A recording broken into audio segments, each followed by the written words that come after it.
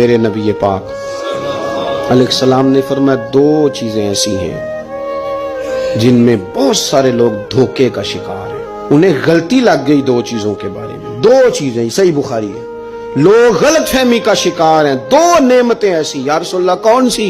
फरमाया एक तंदुरुस्ती, एक फुर्सत। लोगों को पता ही नहीं हमारे पास कितनी बड़ी नेमतें। मुझे आज वक्त मिला हुआ है, मेरे पास टाइम है, मैं दरूद पाक पढ़ सकता हूँ, तिलावत कर सकता हूँ, अल्लाह को याद कर सकता हूँ, सदकात कर सकता हूँ, किसी की मदद कर सकता हूँ, फुर्सत है।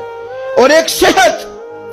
और सजनों वो लोग भी हैं जो कुर्सियों पे नमाज पढ़ते हैं, वो भी हैं कोई सहारा दे तो वुजू करते हैं, वो बेचारे भी हैं कि जिनका दिल करता है कि मस्जिद जा के नमाज पढ़ूं, लेकिन अब आने की ताकत मौजूद नहीं रही। उससे पहले पहले वरना ओढ़कते दिन आया मोहम्मद, इन्हें होर कड़ी नूं डुब जाना है अपनी